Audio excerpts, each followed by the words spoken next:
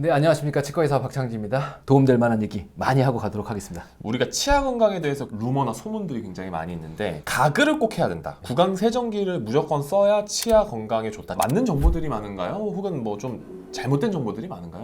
가글 했으니까 자자? 아니면 점심 때 가글 했으니까 이닦지 말자. 칫솔질을 자꾸 안 하려고 들어요, 그러니까 사람들이. 느낌은 시원하니까. 그런데 치과의사는 뭐 그렇게 쓰라는 얘기 잘 안 하거든요, 사실. 물론 일부는 있습니다. 이거 가지고 되느냐 하면 다는 안 된다는 거예요. 가글이라고 얘기하는 건 두 종류밖에 없어요. 하나는 허브입니다. 요거 만들어 놓은 게 이제 상품명으로 리스테린이라고 하는 거죠. 허브로도 세균이 죽느냐? 죽어요. 그 다음번에는 이름이 어려운 살균제가 있어요. 세틸피리디늄 클로라이드라고 하는 어려운 이름을 갖고 있는데 상품명으로 알고 계시는 건 가글인입니다. 뭔가 새로운 이름이 있다. 올리병에 갔는데 뭐 예를 들어서 치과의사가 자기 딸을 위해서 만든 구강세정제다. 비싼 가글인이에요. 성분이 다 똑같습니다. 기본적으로는 두 종류밖에 없으니까 꼭 쓰고 싶으시면 싼 거 사서 쓰시면 되는 거죠. 근데 제일 큰 문제는 하고 나면 입안이 화한 느낌이 들어야 돼요. 시원한. 예, 그게 대부분 다 알코올이 들었대요.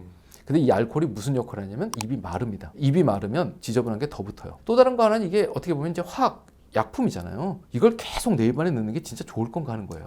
세균이라는 것 자체를 놓고 보면 우리가 칫솔하고 치간칫솔 같은 기계적인 세정 가지고 90%가 조절이 된답니다. 그럼 요 10% 안에 들어와 있는 놈이 가글, 뭐 물세정기 결국은 안 하는 것보다 낫겠죠. 하지만 그 시간에 솔질을 한 번 더 하는 게 훨씬 좋다는 겁니다. 칫솔, 치약 이런 게 기본인데 사실 이쪽에 큰 관심이 없으시단 말이죠. 뭔가 새로운 게 있으면 좀 더 나아질까? 요거면 사실 충분하다는 얘기예요. 오복 중에 하나라고 하니까 많은 분들이 조금이라도 더 챙겨보기 위해서 이렇게 이걸 찾으시는 것 같은데 구강 관리를 철저하게 되는 이유가 있을까요? 이것도 90년대 미국에 있는 외과 의사 학회에서 이런 얘기를 했어요. 입안이 건강하지 않은 사람 치고 전신 건강은 없다. 나이가 들어서 한 60대쯤 되면 다들 아침에 무슨 약을 그렇게 챙겨 드세요. 그죠. 고혈압, 관절염, 요건 당뇨병. 이런 것들 우리가 성인병, 만성질환이라고 그러는데 이 병들의 대부분이 염증이랍니다. 이 염증이 입안에서 몸 안으로 들어간대요. 근데 이게 위로 넘어가는 게 아니고요. 우리가 이를 보면 그 이하고 잇몸이 딱 붙은 게 아니고요. 틈이 있대요. 그 틈바구니 안에 염증이 있는 잇몸에는 혈관이 열려 있답니다. 잇몸 혈관을 통해서 세균이 들어가요. 당뇨병, 고혈압, 치매, 뇌졸중하고 다 연관성이 있대요. 이야. 그럼 결국은 이를 잘 닦는 건 전신적으로 건강하게 살기 위한 기본이 되는 건데 이를 잘 못 닦아가지고 충치가 생겼어. 혹은 잇몸 질환 때문에 어디서 피가 나. 이 얘기는 지금 세균이 내 몸으로 계속 들어가고 있는 거예요. 그러니까 나이가 들면서는 더 신경 써야 된다라고 얘기하는데 그런데 이게 또 어떤 문제를 가지고 있냐면 이게 살아온 습관이 금방 안 바뀌는 거예요. 그래서 문제가 나이가 들수록 점점 더 심해지는 겁니다. 사실 나이 들면 가장 신경 많이 쓰시는 게 이제 관절이나 혈관 건강을 되게 많이 그렇죠. 신경 쓰는데 근본으로 넘어가 보면 구강 건강이 잘 챙겨지지 않아서 문제가 더 악화되거나 해결되지 않는 경우도 더러 있다는 말씀이시고요. 더러가 아니고 많습니다. 슬픈 얘기를 하나 드리면 대학병원 있지 않습니까? 내과에 오랫동안 입원하신 분들이 있어요. 근데 이분들이 뭘 드시긴 하신단 말이죠. 근데 병상에 누워서 누가 이빨 닦아주냐? 그렇죠. 없죠. 내과 교수가 환자를 치과로 보내요. 뭐라고 그러냐면 이를 싹 다 빼달라고 그럽니다. 그래서 치과에서 이를 싹 다 빼고 그러면 잘 꿰매드리겠죠. 그리고 이제 내과 병실로 갔단 말이에요. 그럼 여기 상처가 다 아물고 나면 이 환자분이 건강이 갑자기 좋아져요. 오 진짜요? 네, 몸 안으로 쏟아져 들어오던 세균의 입구를 막은 막아버린 거예요. 거구나. 그러니까 몸에서 흔히 말하는 저항력이나 면역력이라는 게 올라갈 수밖에 없는 거죠. 치과 의사는 전신 건강에 입구를 지키는 사람이다라고 얘기를 하는 거죠. 이게 되게 중요한 부분입니다, 사실. 그러네요. 예. 이제 우리가 관리를 열심히 한단 말이죠. 뭐 양치도 하루에 3번 하고, 뭐 가글도 열심히 하고, 뭐 6개월에 한 번씩 스케일링도 받고 막 하는데 네. 그래도 충치가 생기는 사람들이 많단 말이죠. 먼저 이렇게 관리를 꼼꼼하게 하는데도 충치가 잘 생기는 건 유전 때문인가요? 아니면 내가 모르는 관리를 잘 안 하고 있어서인가요?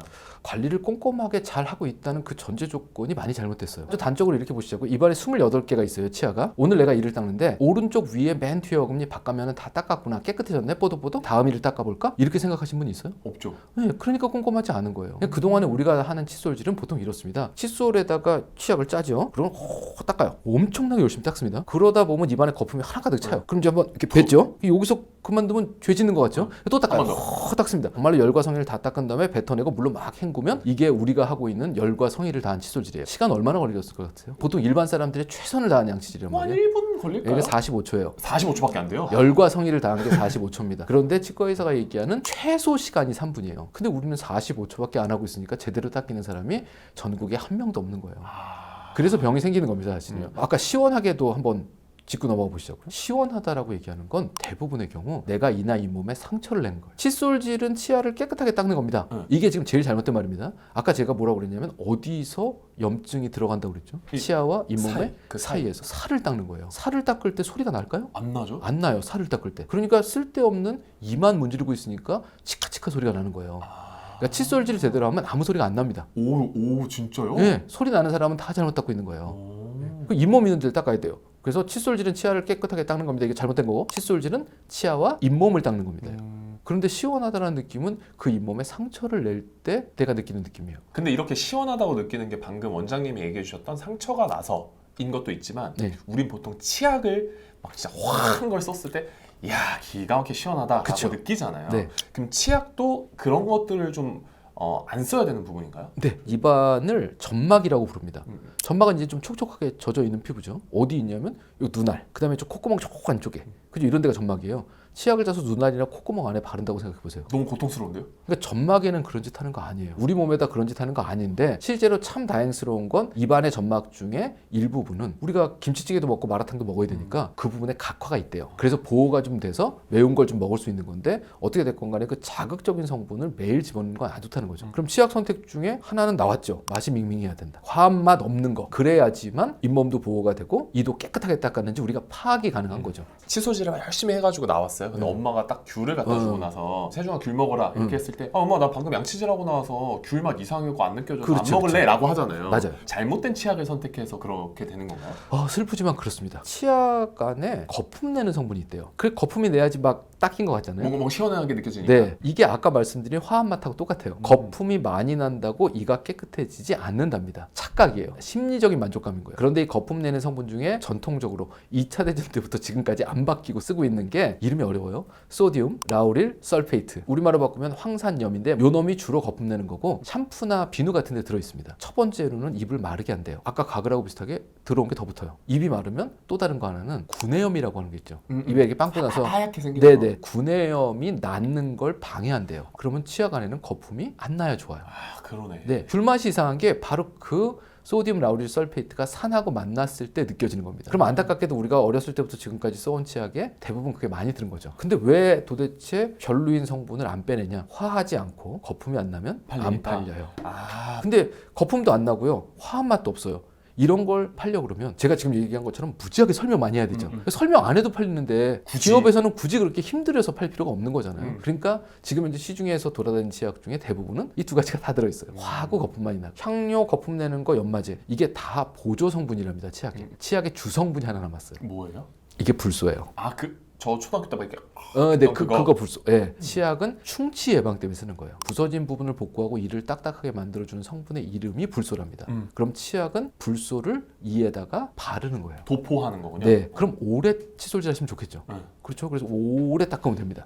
그럼 결국은 불소가 충분히 들었고 화한 맛 안 나고 거품 안 나고 이런 치약 고르시면 되는 거예요. 불소가 몸에 안 좋다라는 얘기를 어딘가에서 들어서 그렇죠. 불소가 너무 몸에 오래 남아 있으면 뭐 네. 어린아이에겐 특히나 안 좋고 성인한테도 불소가 너무 많이 들어가 있는 치약을 쓰면 안 된다라는 얘기를 들은 적이 있거든요. 네, 공식적으로 나와 있는 전 세계 치과의 표준은 이렇습니다. 최근 3, 4년 동안 충치 치료라는 걸 해본 적이 없어요. 이런 분들은 몸의 밸런스만 잡으면 되는데 그게 보통 한 900에서 1000ppm이래요. 아 불소가 예, 900에서 1000. 900에서 1000. 이건 치약 뒤에 다 써 있어요. 그런데 6개월에 한 번씩 갈 때마다 스캐닝을 해요. 치석이 있다는 얘기죠. 칫솔질이 안 된다는 얘기예요. 한 3년 안에 내가 여기 떼었는데, 여기 임플란트 했는데, 이런 치과 치료를 받은 경험이 있다면 입안에 충치 위험성이 높은 사람이에요.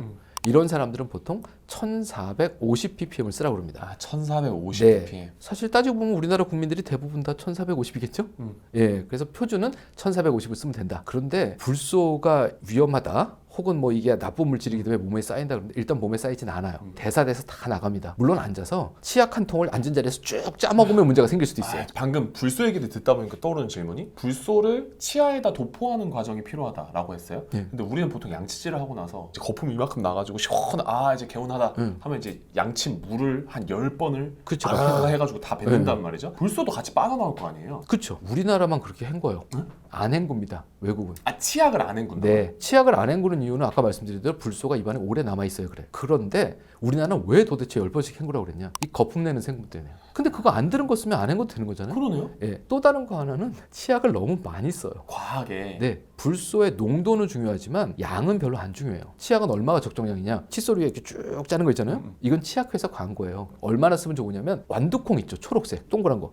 딱 그만큼만 쓰시면 돼요. 진짜 적은 양이네요. 네, 이를 하나씩 닦는 동안에 치약이 있는지 없는지도 몰라요. 그렇게 해서 중간에 뱉어낼 거잖아요. 퇴때 뱉어내고 나면 치약 맛도 안 느껴져요. 그러면 그냥 나가면 돼요, 사실은. 근데 치약을 너무 많이 쓴 데다가 흔히 말하는 안 좋은 거품 내는 그 성분을 헹궈내라는 얘기가 옛날부터 있었기 때문에 지금도 헹구고 있는 거예요. 오래 닦으시면 굳이 헹궈내실 필요 없어요.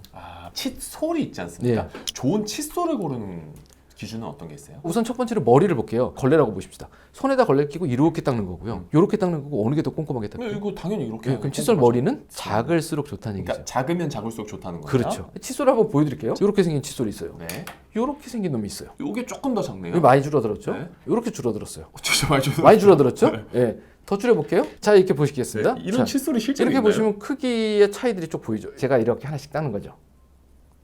이렇게 해서 아까 어디 닦는다 그랬죠? 잇몸 테두리.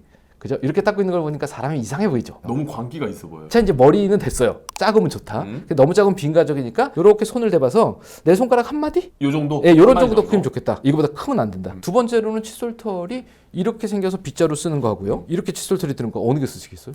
이거. 그죠? 네. 그럼 털이 많아야 되죠. 그럼 내가 칫솔을 들고 이렇게 봤을 때 여기에 플라스틱 같은 게 보이면 안 안 좋은 되네요. 거죠. 듬성듬성하게 뭐가 있단 말이에요. 얘는 빽빽하게 차 있어요. 그럼 칫솔 털이 빡빡하게 찬 걸 고르자. 자, 그 다음번에 이 칫솔 털이 끝부분이 이렇게 뭉툭하게 생겨서 바닥을 쓰는 빗자루하고 이 빗자루 털 끝을 다 뾰족하게 만들어서 이쑤시개처럼 만들었어요. 이게 땅바닥에 쓸릴까요? 아니요. 예, 땅에 다 쓸릴 거잖아요. 그쵸. 그러니까 끝부분이 뾰족한 칫솔은 안 쓸려요. 그걸 우리가 미세모라고 해요. 너무 극미세모. 이게 이렇게 보시면 끝부분을 이렇게 뽑아놓은 게 보이세요? 이거 지금 미세모네요? 네, 얘는 끝을 뽑아놓은 거고 얘는 평평한 거. 접촉 면적이 나오려면 끝이 뾰족하면 안 돼요. 근데 우리나라 사람들이 이걸 너무 좋아합니다. 이걸 왜 좋아하냐면 고춧가루가 잘 빠져요. 그러니까 뭔가 그 치실하는 느낌으로 네, 이렇게 살살 이쑤시개가 들어가니까. 많이 들어있으니까. 근데 칫솔은 음식물 찌꺼기를 빼는 이쑤시개가 아니에요. 이건 치아면에 붙어있는 세균을 조절하는 도구입니다. 그러니까 접촉 면적이 나와야 돼요. 칫솔모는 끝부분이 평평하게 잘려져 있고 가느다란 게 많이 꽂혀 있고 머리통은 작고 그 다음에 이제 손잡이인데 이게 어떻게 잡으라는 거죠? 이렇게 딱. 이렇게. 그죠? 이 힘주란 얘기죠. 네. 근데 세균은 현미경이에요. 그 현미경적인 걸 닦는데 힘이 필요할까요? 살짝만 그냥 눈에 안 보여도 그죠? 예. 사실 정교한 일을 할 때는 이렇게 잡으면 안 돼요. 정교한 일을 할 때는 보통 연필 잡듯이 잡는다고 합니다. 그래야지 이렇게 꼼꼼하게 뭘 할 수 있는 거잖아요. 그 칫솔 대는 연필처럼 생겨야 돼요. 육각형, 팔각형이죠. 네. 이렇게 보시면 요거는 육각형, 얘는 이렇게 보시면 요건 팔각형. 이게 제일 심플한 칫솔의 형태예요. 칫솔은 이렇게 잡을 거예요. 오늘부터 우와. 바꾸셔야 돼요. 1번. 연필 우와. 잡듯이. 이렇게. 그렇죠. 연필. 이렇게요? 네. 연필 잡듯이. 이렇게 네, 그렇게 닦는다고요? 닦으실 거예요. 이게 1번입니다. 자, 좋은 칫솔을 골랐어요. 연필 잡듯이 잡았어요. 이제 이를 닦으면 되는데 이를 닦을 때 봐야 닦여요. 우리는 안 보고 이렇게 문지른단 말이에요. 입을 크게 벌리고 좀 웃기지만 침을 질질 흘려가면서 닦아야 돼요. 이렇게 하고. 예, 예. 이렇게. 그렇게 하나씩 닦아야 됩니다. 제가 모형을 하나 갖고 왔는데 입을 다물고 이렇게 닦는 건 어떤 방법이든 간에 잘못 닦는 거예요. 얘를 이렇게 닦거나 이렇게 위아래로 닦거나 이렇게 막 왔다 갔다 하는 게 아니고요. 잇몸을 닦아야 되니까 잇몸 쪽으로 이렇게 얼굴을 돌려볼게요. 약간 45도로. 그렇죠. 그리고는 힘 주지 말고 싹 갖다 대요. 그럼 요 사이에 이 칫솔털 들어간 거 보이세요? 닦아봅니다. 동글. 이렇게 닦는다고요? 예, 소리가 나겠어요, 안 나겠어요? 이렇게 해서 몇 번이나 닦으실 거냐면 한 20번에서 30번을 닦아요. 한 치아마다? 네, 그렇죠. 그 다음에 반드시 칫솔을 띱니다. 다음 치아에 또 90도 약간 기울여서 이에 살짝 갖다 대고 동글. 또 띄어서 다음 치아에 동글. 이렇게 해서 한 30번씩 닦아서 바깥쪽을 다 닦을 거예요. 이야. 그리고 안쪽도 똑같은 방법으로 닦겠죠. 그리고 씹는 면을 대충 닦아요. 막 여기까지 얘기하다 보면 저희 치과에서도 환자들이 한숨을 쉬어요. 너무 어려워. 이걸 언제 닦냐는 거죠. 근데 이 비유가 적절하진 않지만 저 같은 아저씨가 종이컵에다가 찢어가지고 커피를 붓죠. 그럼 정수기에 가서 이걸 휘휘 저어가지고 담배 피고 커피 마시고 담배 피고 커피 마시고 다 마셨다 그러면 이게 이렇게 해가지고 이렇게 버리고 오는 거. 이게 10분이에요. 하루에 10대 번씩은 담배 피러 나갈 시간이 있는데 이 닦을 10분은 너무 길어서 못 닦겠다는 거예요. 양치 3번 하는데 최대 많이 해봤죠. 네, 비겁한 변명이죠. 또 다른 거는 핸드폰 꺼내보세요. 여기 릴스나 쇼츠나 이런 거. 10분 금방 지나가죠. 네. 그러니까 그거 볼 시간은 하루에 넘치는데 이 닦을 시간 10분 없다는 건 말이 안 된다. 비겁한 변명이에요. 이게 맞는 걸 알면서도 안 하는 게 사실 우리가 그렇지 않습니까? 운동도 그렇고 뭐 다 그런 거니까. 근데 안 하시면 그 결과는 몇 년 후에 내가 겪어요. 그래서 올바른 칫솔질이라고 얘기하는 건 기본적으로 치아와 잇몸 사이를 한 개씩 꼼꼼하게 닦는 거 이게 다예요. 요렇게만 닦으시면 사실 이후에 충치 생기고 잇몸 질환 생길 가능성이 극히 낮아집니다. 근데 사람이라는 게 그게 잘 안 되잖아요. 그렇게 안 하죠.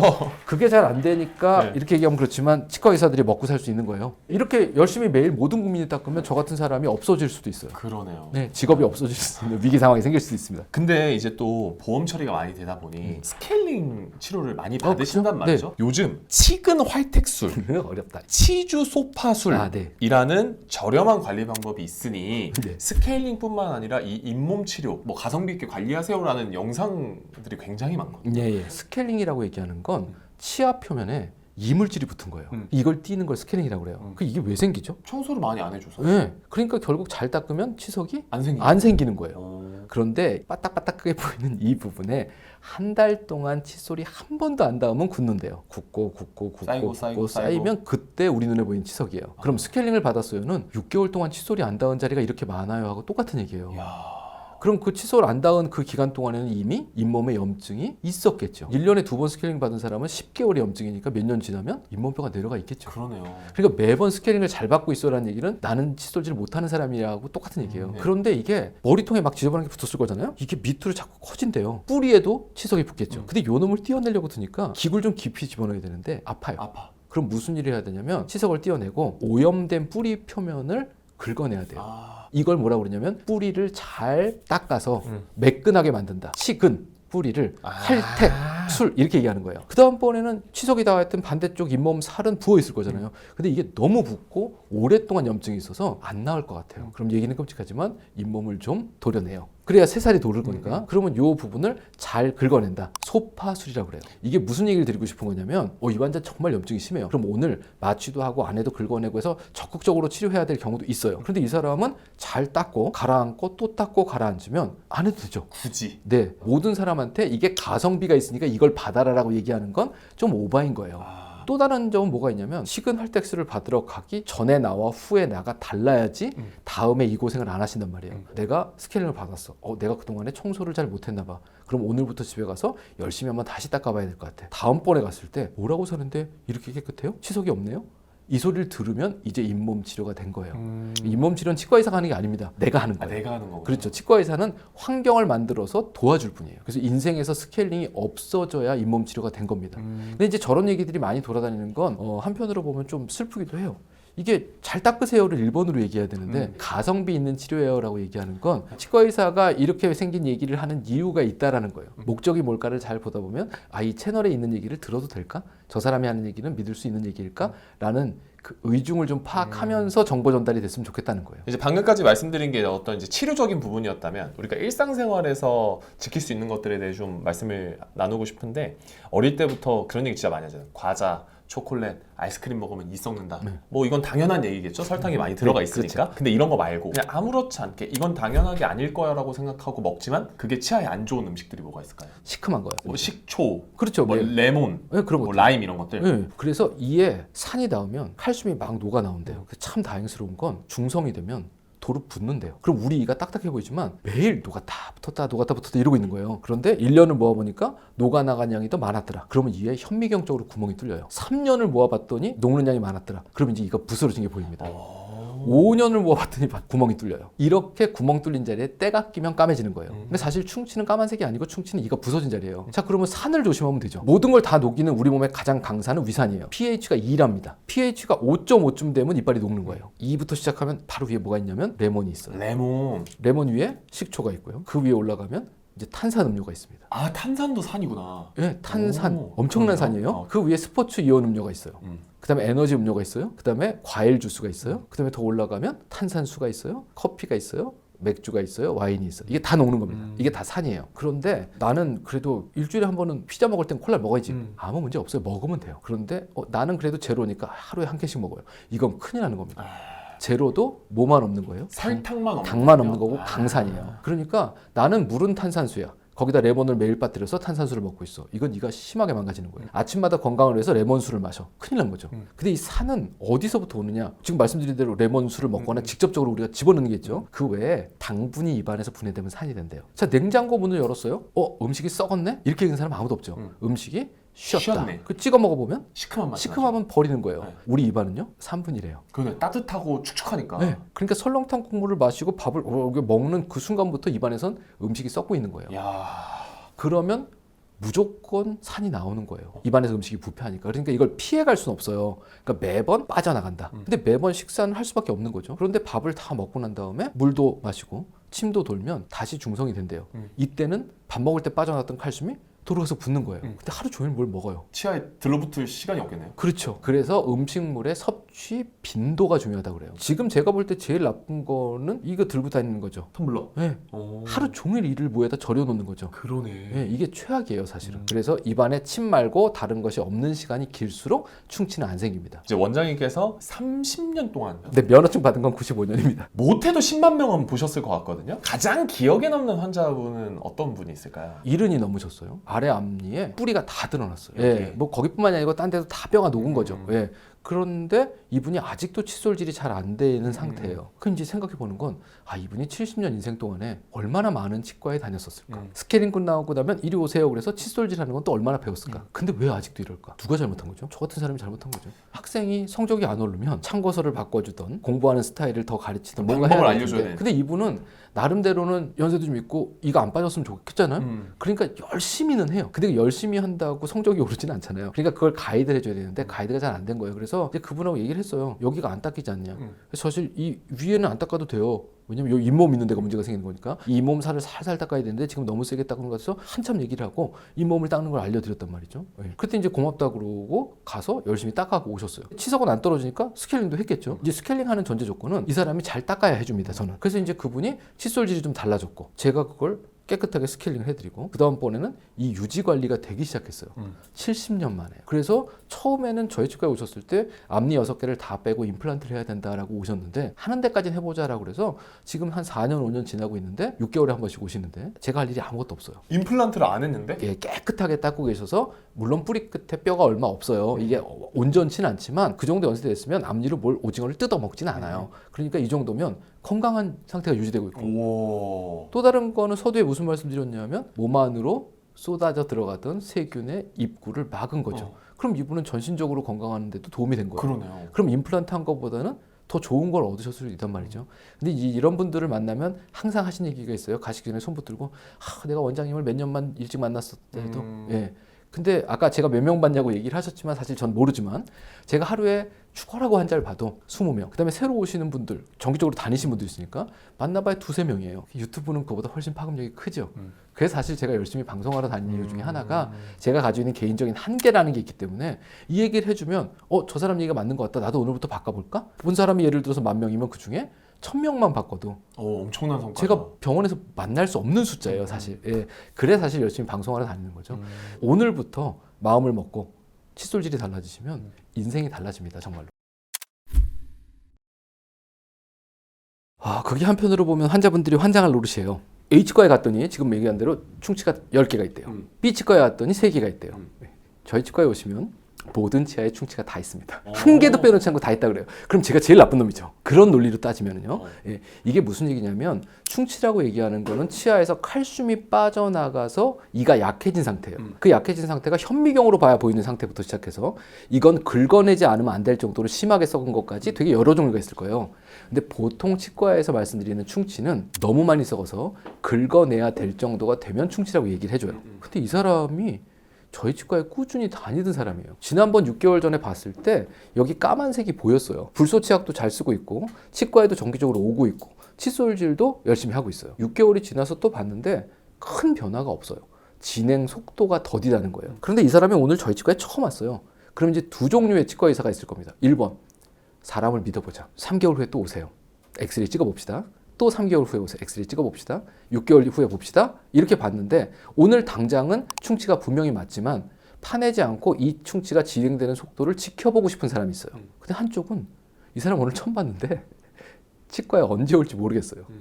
그냥 보내면 한 3년 후에 정말로 심하게 썩어서 신경치료하고 난리가 날 것처럼 보여요. 오늘 치과 의사의 최선은 파서 떼우는 거예요. 어느 쪽의 치과 의사의 성향에 따라서 다르다는 얘기죠. 그러네. 그래서 중요한 건 뭐가 있냐면 치과는 한 군데를 다니셔야 돼요. 근데 보통 환자들이 오늘은 회사 앞에 갔다가 내일은 집 앞에 갔다가 맞아. 여기는 아버지가 소개했다고 갔다가 그러니까 자기 주치의가 없어요. 주치의가 있으면 이 충치에 대해서 지켜보자라고 얘기를 하는 거죠.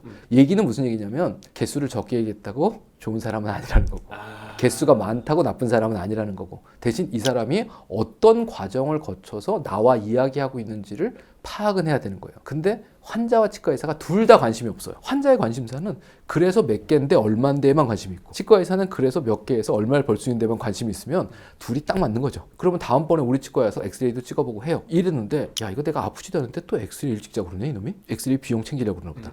이제 이런 생각을 하고 있으면 사실은 서로 간에 이게 안 맞으니까 신뢰관계가 이제 없어지게 되는 거니까. 그래서 오랜 시간 동안 만나서 신뢰관계를 만들 수 있는 치과 의사를 찾으셔야 되는데 20대 성인이 되고 나서 해야 될 되게 중요한 일 중에 하나예요. 그러네요. A도 가보고 B도 가보고 C도 가보고 내가 건강할 때 여기저기 가봐서 이 사람은 진실성이 있는 것 같다. 만나보면 치과 의사도 사람이기 때문에 감이 온단 말이죠. 언니 말고 치과 의사하고 얘기할 수 있는데 이런 데 찾으시는 게 되게 중요할 거예요. 서울에만 치과가 4,800개가 넘습니다. 그리고 지금 저희가 이제 찍고 있는 이 강남 지역에 거의 550개 치과가 있습니다. 어떤 기준으로 치과를 선택해야 좋은 치과를 선택할 수 있나요? 식당을 하나 가본다고 보시자고요. 네. 몇 달 전에만 해도 여기서 밥 먹었는데 식당이 없어졌네요. 근데 거기서 꾸준히 손님들이 오고 잘 되면 식당에 이사 갈 일이 없겠죠. 그럼 그 식당은 왜 이사를 갔냐? 손님이 없어서 매출이 떨어져서 이사 간 걸 거예요. 그럼 처음엔 왜 잘 됐냐? 대부분의 경우는 광고죠. 그럼 무슨 1순위로 인스타에서 봤는데 임플란트 싸게 해준대. 광고하는 치과 1번, 치료비 싸게 받아요 하는 치과 2번. 요 두 개만 고르면 절반의 성공이에요. 열심히 찾아보시면 형식적으로 홈페이지도 있고 하고 있는데 아무리 찾아도 구글이나 이런 데 검색해 보시면 이벤트한 기록이 없는 치과들이 있어요. 그런 치과들이 좋은 치과예요. 예, 이벤트한 치과치고 멀쩡한 치과는 거의 없습니다. 그럼 이제 원장님 처음에 이제 개업하실 때 광고 하신 적 있으신가요? 일단 기본적으로 광고는 다 해봤어요. 왜 해봤냐면 생리를 알아야 돼요. 뭐 아파트 엘리베이터 광고 붙이고 버스에 붙이는 건 도대체 어떤 시스템으로 돌리나 다 초반부에 한번 해봤어요. 그러고 나서 해본 적은 없고요. 사실 지금 제가 방송할 때마다 말씀드리는 게 딴 건 다 좋은데 우리 치과 이름만 넣지 마라. 이 얘기를 드린 이유가 저희 치과가 1년 예약이 끝났어요. 와. 광고 안 해도 열심히 잘하면 환자들이 많이 옵니다. 노포처럼. 치과에서 받을 수 있는 거의 3대 치료입니다. 임플란트, 교정, 그리고 요즘 최근에 늘어난 게 라미네이트예요. 저희 아버지도 이제 임플란트를 하셨는데 어떤 치과에서는 10만 원, 30만 원, 100만 원이래요. 임플란트를 볼 때 원장님 어떤 기준으로 치과를 봐야 될까요? 저는 모든 사업이 다 비슷하다고 생각하거든요. 뭐 병원도 사업이니까요. 이태리에서 수입한 파스타 면은 다 똑같아요. 파스타가 5,000원에 파는 데도 있고 저기 가면 파스타가 4만 원이에요. 그렇죠. 뭘 먹을 거냐는 누가 다르죠? 주방장이 다르고 그 외에 부수적인 재료라든가 이 주방장의 경력이 다릅니다. 근데 이 사람은 4만 원 받고 있는데도 줄을 서 있고 이쪽은 5,000원 받는데도 사람이 없어가지고 자꾸 바깥에다가 파스타 5,000원이라고 크게 써놓는단 말이에요. 치료는 일단 기본적으로 임플란트 이 쇳덩어리가 하는 게 아니에요. 의사가 하는 거란 말이죠. 그럼 어떤 사람이 심느냐가 1번이어야 되는데 놀랍게도 이게 얼마냐를 자꾸 따져요. 임플란트라고 하는 건 수술이에요. 뼈 안에다가 인공 치아를 심는 거죠. 그러려면 다양한 위험 요소들이 있어요. 그러면 의사가 잘 들여다보고 이 환자에 집중을 해야 되고 다시 얘기하면 경력과 시간 투자가 필요한 거죠. 싼 걸 많이 보든가 비싼 환자를 조금만 보든가 똑같은 돈을 번다고 따지면요. 싼 걸 많이 보는 중에 한 명이 내가 되고 싶으냐는 거예요. 내 몸에다 뭘 하고 있는데요. 일단 기본적으로는 비용은 제일 마지막에 둬야 돼요. 1번으로는 임플란트를 하는 것도 아니고요. 내가 왜 임플란트 하게 됐을까? 썩어서 그랬다.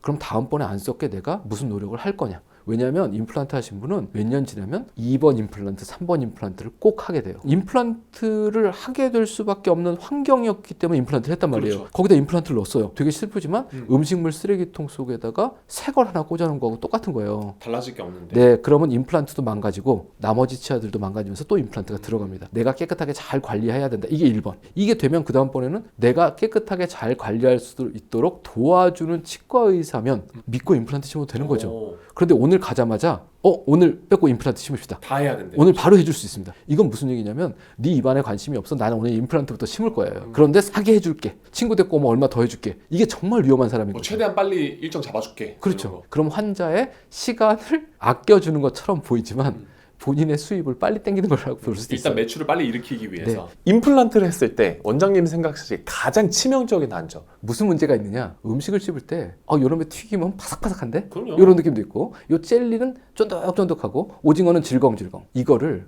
인대가 느낀대요. 이게 식감이라는 걸 만드는 건데 임플란트는 그게 없어요. 그러니까 그냥 씹는 겁니다. 기계적으로. 음식 맛이 많이 떨어져요. 그럼 인생에서 즐거움이 좀 없어지는 거죠. 그렇죠. 그렇죠. 또 다른 건강상의 문제를 놓고 보면 이 인대 공간에서 세포들이 염증이 확산되는 것을 막는답니다. 우리 쪽 군대가 거기 있는 거예요. 나쁜 놈이 들어오면 막 싸웁니다. 근데 임플란트는 인대가 없어요. 잇몸에 염증이 생기면 임플란트 쪽이 훨씬 더 빨리 망가진다는 얘기예요. 군대가 없어지는 거네요. 임플란트를 해놓는다고 이걸 평생 쓰는 게 아닙니다. 관리 안 되면 임플란트 주변도 잇몸뼈가 녹아서 없어지고 임플란트도 빠져요. 그러니까 해놓고 나신 다음에도 잘 닦으셔야 이 임플란트가 유지되는 겁니다. 그래서 원론적인 얘기는 인공물질은 입안에 안 들어가면 좋겠어요. 하지만 어쩔 수 없는 상황에는 기능 회복을 위해서 할 수밖에 없는 경우가 있고, 하고 난 다음에는 두 번째, 세 번째 임플란트 안 하시도록, 그리고 해놓은 임플란트 잘 유지되도록 관리하시는 게 꼭 필요합니다. 우리 원장님의 주 전공입니다. 교정에 대해서 여쭤보려고 하는데, 원장님 지금 교정을 하셨나요? 저는 안 받았습니다. 교정치료. 교정을 따로 안 하시는 이유가 있을까요? 일단 기본적으로 교정치료는 사람이 죽고 사는 문제가 아니에요. 병이 아닙니다. 부정교합은 윗니 아랫니가 잘 안 맞는 거예요. 삶의 질과 관련된 부분입니다. 그게 말씀드린 대로 삶의 질이라는 게 남들보다 잘 안 씹혀요. 조금 더 오래 씹으면 돼요. 지금보다 조금 더 나은 기능, 심미적인 거, 이런 것들을 위해서 하는 거거든요. 근데 이제 투자를 해야 되잖아요. 시간도 투자해야 되고 비용도 투자해야 되고, 그럼 과연 이게 내 인생에서 2년 정도의 기간과 꽤 많은 비용을 투자할 정도로 의미가 있는 일이냐를 환자가 고민해 봐야 되고, 그 고민을 할 때 교정 전문의가 도와줄 수 있는 건 객관적인 정보를 전달해 주는 거죠. 현재 턱뼈에 문제가 있어. 혹은 잘 안 씹혀. 그런데 교정치료하면 이런 걸 얻을 수 있어. 그래, 난 그걸 얻고 싶어. 이렇게 해서 합의를 해서 하는 치료지, 앞서 말씀드린 대로 오늘 오면 바로 뽑고 교정장치까지 다 붙여줘요. 이게 제일 나쁜 거죠, 사실. 그러네요. 네. 내가 이걸 하고 싶다 그러면 빨리 하고 싶어 해요. 근데 이제 우리가 생각해 봐야 될 건 이런 게 있어요. 매번 환자분들한테 오면 얘기하지만 그 얼굴 갖고 얼마나 더 살 수 있을 것 같아요? 이걸 물어보면. 이게 무슨 얘기냐면 20대 초반에 예를 들어서 내가 좀 입이 나왔다고 생각해서 입을 집어넣고 싶어요. 그러고 왔어요. 근데 보면 입이 나왔어요. 객관적으로. 근데 나이가 들면 피부의 탄력도라는 게 떨어집니다. 그럼 가만히 있어도 입이 좀 들어가요. 근데 그걸 20대 초반의 얼굴을 기준으로 입을 정말로 예쁘게 쏙 집어넣으면 이 사람이 40대, 50대 됐을 때는 얼굴 입 주변에 주름이 빨리 오고 나이가 들어 보인단 말이에요. 우리 미래를 좀 보자. 지금 입을 많이 집어넣으면 나중에 후회할 것 같다. 그러니까 내 말 듣고 조금만 집어넣자, 혹은 요대로 살자. 일반인이 못 보는 것들을 의사가 보고 얘기해주는 그런 것들이 상담이지, 사실 얼마예요? 장치 못 써요? 이게 상담은 아닌 거예요. 저희 시청자분들이 보통 3040 분들이 많으신데 30, 40대가 돼서 금전적으로 좀 여유가 있으니까 내가 평생 하고 싶었던 교정을 하고 싶긴 한데 시간이 오래 걸리다 보니까 이게 좀 고민이 된다 하시는 분들, 이런 분들은 좀 어떤 기준으로 선택을 하시면 후회 없는 교정 선택이 될까요? 인생에서 한두 번씩 울컥울컥 올라온 적이 있으면 빨리 하라 그래요. 교정할까? 이런 생각을 반복적으로 하고 있으면 하루라도 빨리 하는 게 남는 겁니다. 어느 날 살다가 갑자기 교정이나 해볼까? 이런 생각이면 집에 가서 한 번 더 고민해보고 오라 그래요. 이가 움직여서 교정치료가 가능한 건 전 연령에서 가능합니다. 80까지 됩니다. 그런데 기간이 더 걸려요. 교정이라는 거는 여기 뜬 일을 여기로 움직이는 건데, 이렇게 갈 때 누가 일을 하냐면 세포가 한대요. 그래서 그 세포 활성도가 높은 성장기 때는 똑같은 치료를 하더라도 기간이 좀 짧아요. 빨리 되는군요. 15살짜리가 오면 1년 반. 근데 28살에 오면 2년 조금 더 걸릴 것 같아요. 그런데 이 40대에 오면 2년 반은 걸릴 것 같아요. 이렇게 해서 기간이 길어진다는 거 빼놓고는 치료는 모두 가능합니다. 제일 기억에 남는 건 60 조금 넘으신 분인데 입이 진짜 많이 나오셨어요. 그래서 상담하는 동안에 정말 많이 우셨어요. 정말 젊었을 때부터 한이었는데 뭐 애들 키워야 되고 시집장가 보내야 되고 이러면서 자기한테 투자할 게 없었는데 금전적으로. 이제 다 끝나서 나는 죽기 전에는 이걸 해야겠다. 그때 교정치료 하시고 교정치료 장치를 붙이고 옛날 스타일로 환갑잔치 됐어요. 그리고 이제 그 이후에 장치를 띄고 정말로 와서 손 붙들고 내가 평생의 한을 풀었다. 입이 들어가서 너무 좋다. 이런 분이 있었단 말이죠. 말씀드린 대로 나이는 별로 중요하지 않아요. 근데 이게 6개월에 한 번, 몇 개월에 한 번, 1년에 한 번씩 울컥울컥 자꾸 올라오면 빨리 교정치료 받으시는 게 좋습니다. 이제 다음으로는 신진 세력이죠. 라미네이트인데요. 요즘 이제 연예인분들 보면 이렇게 치아가 엄청 하얗고 고르고 깨끗하단 말이죠. 이 라미네이트가 치아에 엄청 안 좋다는데 그게 사실인가요? 아니요, 그렇지는 않아요. 라미네이트는 뭐냐면 이렇게 생긴 이에 여기 부분만 살짝 깎는 거예요. 그리고 이 위에다 뭘 붙이는 겁니다. 뭐하고 비슷하냐면 젤네일 붙이는 거하고 비슷해요. 손톱에. 손톱에 네일 붙이는 거하고 비슷합니다. 바깥면만 조금 바뀌는 거죠, 모양이. 혀단은 안쪽 면은 하나도 안 바뀌어요. 그 다음에 이끼리 닿아 있는데도 많이 안 바뀝니다. 그래서 이 라미네이트를 할 수 있는 경우는 치아가 정말 조금 삐뚤어졌거나 치아에 정말 조금 틈이 있거나 아니면 치아의 색깔이 어두워서 이걸 바로잡아야 되거나 이런 아주 극히 적은 경우여야 돼요. 연예인들이 하고 있는 건 라미네이트가 아닙니다. 그럼 뭐예요? 연예인들은 이를 동그랗게 깎아요. 금리하는 거하고 똑같이 앞니를 도자기로 통으로 씌우는 거예요. 이걸 우리가 크라운이라고 불러요. 근데 그걸 씌우려면 도자기 두께만큼 이를 깎아야 돼요. 그럼 내가 이만했으면 이를 돌아가면서 다 깎으면 이가 요만해지는 거죠. 그 위에다 도자기를 씌우는 거예요. 씌울 때 이렇게 씌우냐 이렇게 씌우냐에 따라서 모양을 바꿀 수 있겠죠. 그 다음에 길이도 조절할 수 있고 색깔도 바꿀 수 있고요. 그래서 대부분의 경우는 위아래 앞니가 전부 다 인공치아 크라운이라고 보셔야 돼요. 라미네이트는 아닙니다. 근데 이제 이렇게 되면 이를 많이 깎는 거잖아요. 근데 이거는 우리가 뭐라고 그러냐면 비가역적인 치료라고 그럽니다. 몸에서 무언가가 없어지는 거예요. 평생을 살 걸 생각하면 젊은 시절에 그런 거 하면 사실 안 되죠. 그러니까 인생에서 제가 봤을 때 그런 것 같아요. 모든 게 시간과 노력을 들여서 올바른 방법으로 해야지 어떻게든 빨리 가는 방법을 찾으면 문제가 생기기 마련이에요. 그래서 연예인분들이 하고 있는 건 현재 라미네이트는 아니고 라미네이트는 나쁜 치료가 아닙니다. 왜냐하면 겉에 부분의 모양과 색깔을 바꿀 수 있는 거니까. 근데 잘못 이해하고 계신 것들이 있다는 거죠. 만약에 내가 앞니 6개를 싹 깎아서 크라운을 해놓고 싶다라고 얘기하면 대부분의 치과 의사들은 반대할 거예요. 왜냐면 너무 리스크가 크니까. 그렇죠. 만약에 많이 썩었어요. 그러면 어떻게 해요? 해야지. 씌워야죠. 이건 치료 목적으로 하는 거예요. 근데 이거는 100% 미적인 목적으로 치아의 일정 부분 손상을 가하는 거기 때문에 멀쩡한 치과 의사라면 웬만하면 하지 마세요가 1번일 거예요.